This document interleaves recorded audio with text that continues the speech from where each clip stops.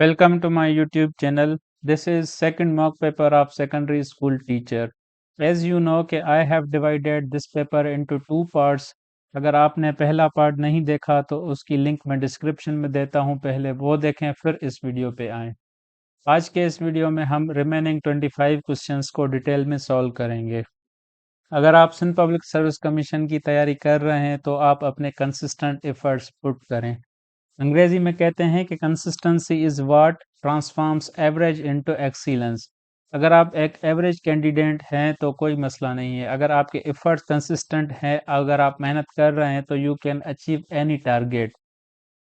इस mathematical equation पे अगर हम गौर करें, 1 के ऊपर जो पावर है 365, तो उसका रिजल्ट क्या है 1। मतलब 1 के ऊपर पावर जो 365, मतलब यू आर आइडल, आप कुछ नहीं कर रहे, तो उसका जो रिजल्ट है क्या सेम निकल रहा है। लेकिन अगर 1.01, अगर 1% आप एफर्ट्स लगा रहे हैं, क्या 1.01 के पावर 365 है, 1% आप एफर्ट लगा रहे हैं तो इसका रिजल्ट 7.8। सो ये थोड़ी सी मोटिवेशन थी आप लोगों के लिए कि आप कंसिस्टेंट एफर्ट्स पुट करें और रिजल्ट अल्लाह ताला पे छोड़ दें। तो आइए आज का वीडियो शुरू करते हैं। क्वेश्चन नंबर 26 है कि if a triangle has a base of 6 units and a height of 8 units, तो इसकी एरिया कितनी होगी। एज यू नो कि ट्राइंगल क्या है, एक 3 साइडेड फिगर होती है। अगर हम इस पिक्चर पे गौर करें तो ये 3 साइड्स हैं। ये जो 90 एंगल होती है, इसके जो ऑपोजिट होता है इसको हम क्या कहते हैं, हाइपोटेन्यूज। और ये एक बेस होता है, दूसरा परपेंडिकुलर होता है। अब ये डिपेंड करता है एंगल ऑफ कंसीडरेशन पे। अगर हम इस एंगल पे कंसीडर करेंगे तो इसके अपोजिट वाला क्या होगा, परपेंडिकुलर, और इसके साथ क्या होगा, ये आप उसका बेस होगा। अगर हम इस एंगल को कंसीडर करें अल्फा, तो ये क्या हो जाएगा, बेस, एंड इसके अपोजिट वाला क्या हो जाएगा, परपेंडिकुलर। मतलब 90 डिग्री के अपोजिट जो होता है वो क्या होता है, हाइपोटेन्यूज होता है, और परपेंडिकुलर और बेस डिपेंड करता है एंगल ऑफ कंसीडरेशन पे। अगर इस एंगल को कंसीडर करेंगे तो ये क्या होगा, परपेंडिकुलर, और ये बेस होगा। अगर इस एंगल को कंसीडर करेंगे तो ये क्या होगा, परपेंडिकुलर, और ये साइड क्या होगी, बेस होगी। आपको दो चीजें दे रहा है, एक बेस, दूसरी हाइट। तो एरिया मालूम करने का फार्मूला है 1/2 बेस इंटू हाइट। अब बेस कितनी है आपकी 6, हाइट कितनी है 8। सिंपली वैल्यूज पुट करेंगे तो रिजल्ट कितना मिलेगा, 24। तो इस सवाल का सही ऑप्शन है ए, 24 स्क्वायर यूनिट्स। दूसरा सवाल, एक इक्वेशन है, if 4x is equal to 9 then what is the value of x। x का वैल्यू कितना है। अब 4x minus 3 is equal to 9।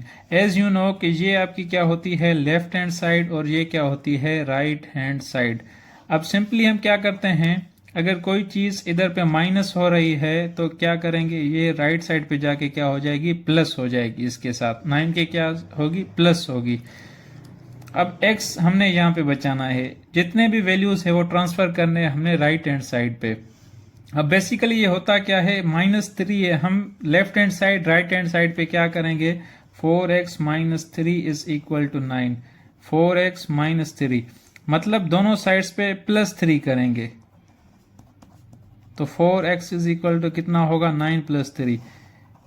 तो बस इस चीज को जो मोर सिंप्लीफाई करने के लिए हम क्या करते हैं, बस ये वाला स्टेप माइनस करके, अगर कोई चीज इसके साथ माइनस हो रही है, राइट हैंड साइड पे जाके क्या हो जाएगी, प्लस हो जाएगी।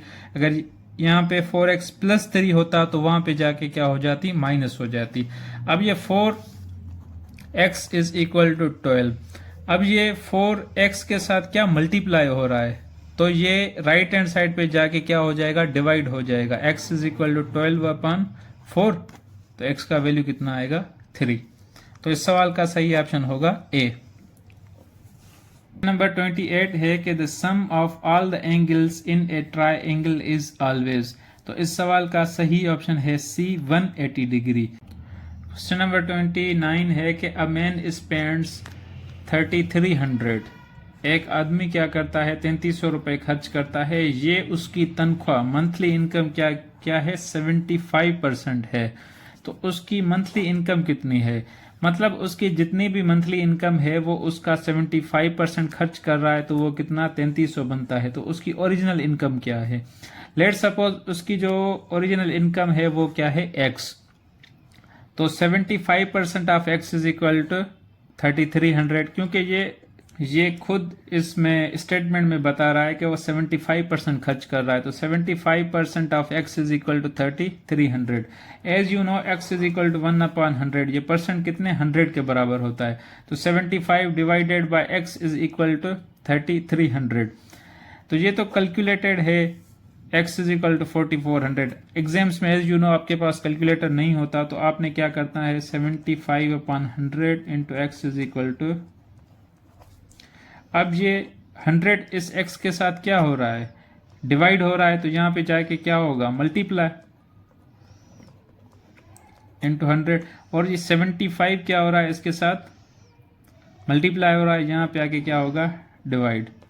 तो ये 4 टाइम्स लगेगी 25 की, इस पे 3 टाइम्स और इस पे 1100। तो इसका सही ऑप्शन कितना होगा, 4400, 4400। और क्वेश्चन नंबर 30 है कि x power 0 plus y power 0 plus z power 0 and whole power 0 is equal to what. Last video में एक सवाल सिर्फ इतना था, x power 0 plus y power 0 plus z power 0। As you know any base power 0 is equal to 1। तो अब ये क्या होगा, 1 plus 1 plus 1 is equal to 3। अब इसके पावर और 0 है, तो 3 को हम क्या करेंगे, 0। 3 पे पावर क्या है, 0। और यही लॉजिक के any base power 0 is equal to 1, तो 3 पावर 0 इज इक्वल टू 1। तो इस सवाल का सही ऑप्शन होगा बी। क्वेश्चन नंबर 31 है कि what is the role of the ALU। ALU stands for arithmetic logic unit in a CPU। CPU stands for central processing unit. आपके CPU, जिसको आम ज़बान में कंप्यूटर बोलते हैं, तो ALU का उसमें क्या रोल है? ऑप्शन ए है fetches instructions from memory, option B performs mathematical and logical operations. तो इस सवाल का सही ऑप्शन है B, performs mathematical and logical operations. Question number 32 है कि what does GUI stands for. ये जो GUI है इसका फुल फॉर्म क्या है? तो GUI stands for graphical user interface. तो इस सवाल का सही ऑप्शन है ए, GUI stand for graphical user interface. Question number 33 है कि विच programming language is often used for web development. ये जितनी भी ऑप्शंस में प्रोग्रामिंग लैंग्वेजेस हैं, इनमें कौन सी लैंग्वेज वेब डेवलपमेंट के लिए यूज होती है? Option A Python, B Java, C HTML and D C++।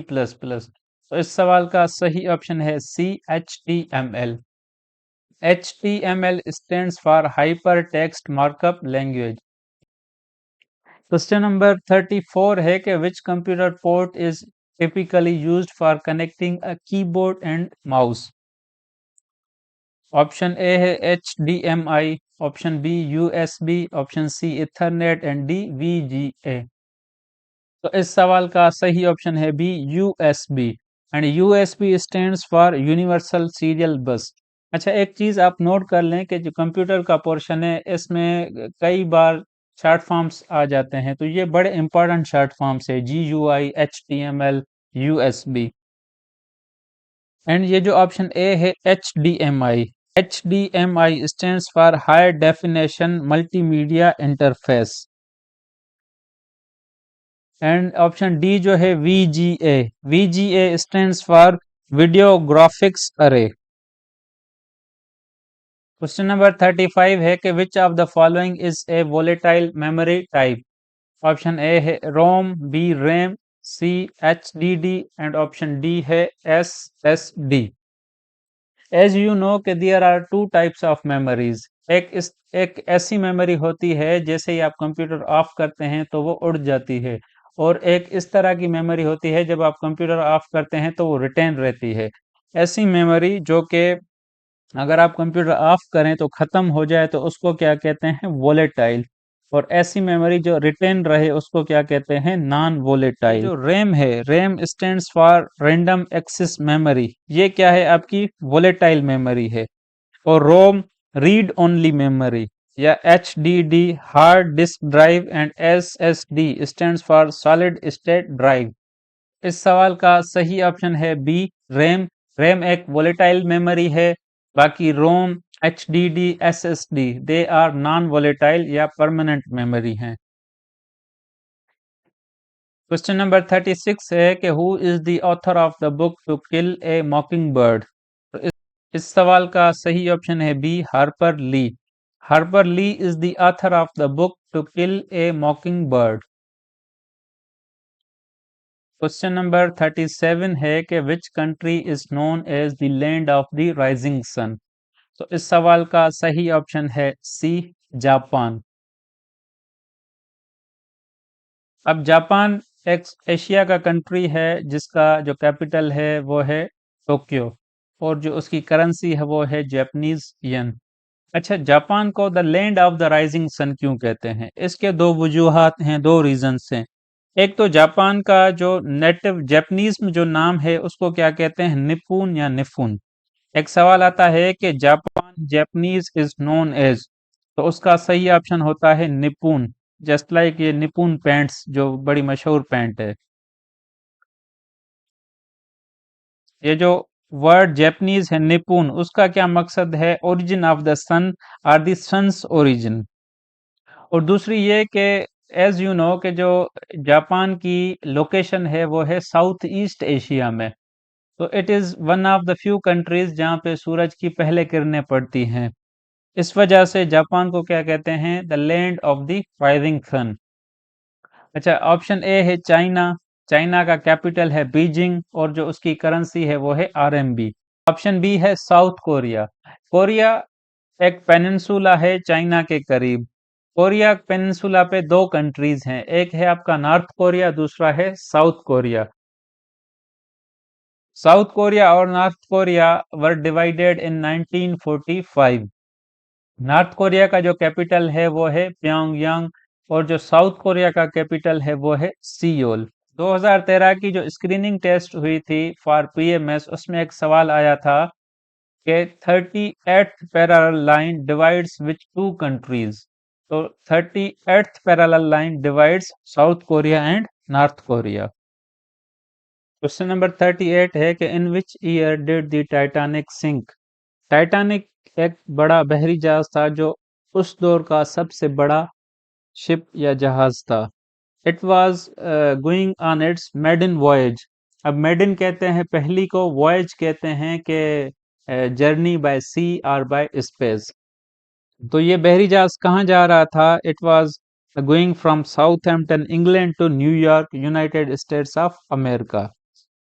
तो ये नॉर्थ एटलांटिक, कौन से रीजन में? नॉर्थ एटलांटिक ओशन में एक आइसबर्ग से टकरा जाता है और 15 अप्रैल 1912 को डूब जाता है।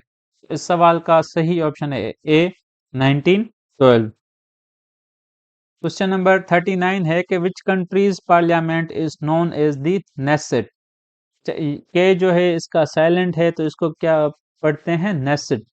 तो इस सवाल का सही ऑप्शन है बी, इसराइल। ये जो नेसेट पार्लियामेंट है ये किसका है? इसराइल का पार्लियामेंट है। इसी से रिलेटेड एक और सवाल है कि which of the following parliaments is unicameral one house. दो तरह के टर्म्स हैं, एक है यूनिकैमरल और दूसरा है बायकैमरल। अगर किसी कंट्री का पार्लियामेंट एक हाउस पे मुश्तमिल है तो उसको क्या कहते हैं? यूनिकैमरल। और अगर दो हाउसेस पे मुश्तमिल है तो उसको क्या कहते हैं? बायकैमरल। अब जैसे जो पाकिस्तान का फेडरल पार्लियामेंट है दैट इज बायकैमरल इन नेचर, क्योंकि वो दो हाउसेस पे मुश्तमिल है। एक है आपकी नेशनल असेंबली जिसको लोअर हाउस कहते हैं, और एक है अपर हाउस जिसको हम सेनेट कहते हैं। और जो पाकिस्तान की प्रोविंशियल पार्लियामेंट्स हैं, सिंध, कैपीके, बलूचिस्तान या Punjab, they are unicameral because उनका सिर्फ एक ही हाउस होता वापस है। आते हैं ऑप्शंस पे। ऑप्शन ए है यूनाइटेड स्टेट्स कांग्रेस। अब यूनाइटेड स्टेट्स की कांग्रेस या पार्लियामेंट इज बाई कैमरल, वो दो हाउसेस पे मुश्तमिल है।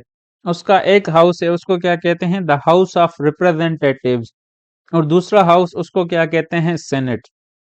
अच्छा, एक सवाल आता है कि जो यूएस कांग्रेस है उसकी कितनी सीट्स हैं? तो यूएस कांग्रेस की 535 535 सीट्स हैं। द हाउस ऑफ रिप्रेजेंटेटिव्स में 435 सीट्स और 100 उसकी सेनेट में है।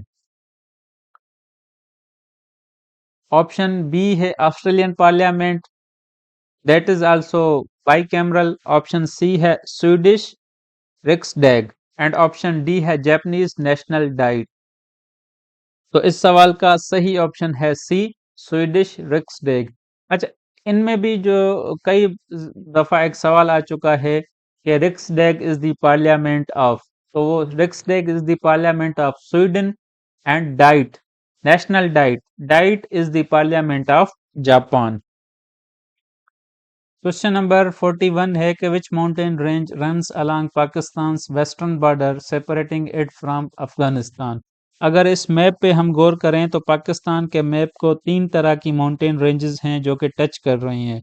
एक है हिंदू कश, दूसरी है कराकरम एंड तीसरी है हिमालयाज। तो जो हिंदू कश रेंज है वो पाकिस्तान के वेस्टर्न बॉर्डर पे है अलोंग विथ अफगानिस्तान। तो इस सवाल का सही ऑप्शन होगा सी, हिंदू कश। हिंदू कश एक ऐसी माउंटेन रेंज है जो पाकिस्तान को अफगानिस्तान से क्या करती है, सेपरेट करती है। और एक सवाल आता है कि what is the highest peak in Hindu Kush range. तो उस सवाल का सही ऑप्शन होता है Tirich Mir. Tirich Mir is the highest peak in the Hindu Kush range. And जो हिमालयाज रीजन है उसकी हाईएस्ट पॉइंट कौन सी है, माउंट एवरेस्ट, जो कि दुनिया की हाईएस्ट पीक है। और कराकरम रेंज की हाईएस्ट पीक कौन सी है, केटू।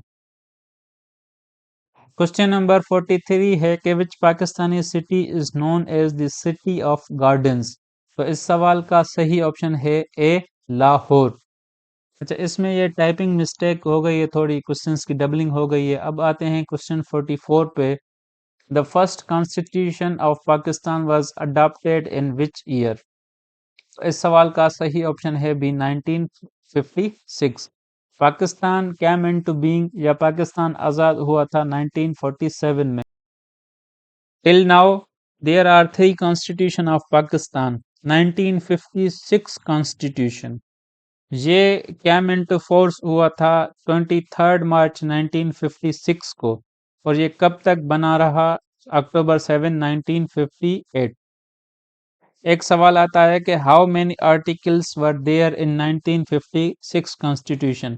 तो देयर वर 234 आर्टिकल्स, और ये एक रिटन कॉन्स्टिट्यूशन था, और इसमें पार्लियामेंट्री फॉर्म ऑफ गवर्नमेंट था। दूसरा कॉन्स्टिट्यूशन था 1962 कॉन्स्टिट्यूशन, जो कि जनरल अयूब के दौर में आया था। तो ये कब इन्फोर्स हुआ था, ये 8 जून 1962 को हुआ था। और ये सीज कब हुआ था, खत्म कब हुआ था, मार्च 25 1969 को। और इसमें 250 आर्टिकल्स हैं, और इसमें प्रेसिडेंशियल फॉर्म ऑफ गवर्नमेंट था। Third is 1973 constitution. It was enforced on 14th अगस्त 1973, जो कि अभी तक वैलिड है। और इसमें 280 आर्टिकल्स हैं। It is also a parliamentary form of government, और ये भी एक रिटन कॉन्स्टिट्यूशन है। क्वेश्चन नंबर 45 है कि who holds the record for the most international centuries in cricket. इस सवाल का सही ऑप्शन है B, Sachin Tendulkar. Question number 46 है कि who was the first Muslim commander in chief of Pakistan army. अच्छा, अब जो चीफ ऑफ आर्मी स्टाफ है उसको शुरू में कहते थे कमांडर इन चीफ। तो इसमें दो तरह के सवाल आते हैं। एक तो फर्स्ट, मतलब ओवरऑल फर्स्ट कौन था, एक फर्स्ट मुस्लिम। जो फर्स्ट मुस्लिम था it was field marshal general Ayub Khan, और जो ओवरऑल फर्स्ट था ही वाज जनरल फ्रैंक मर्सेवी। क्वेश्चन नंबर 47 है कि which country is called the land of prophets. तो इस सवाल का सही ऑप्शन है सी, पैलेस्टाइन, फलस्तीन, इसको लैंड ऑफ प्रॉफिट्स कहते हैं। क्वेश्चन नंबर 48 है कि शह सित्ता are dash books of hadith. तो इस सवाल का सही ऑप्शन है B, there are 6 books of शह सित्ता। 6 authentic books of hadith. Question number 49 है कि in Hajj touching the black stone is called.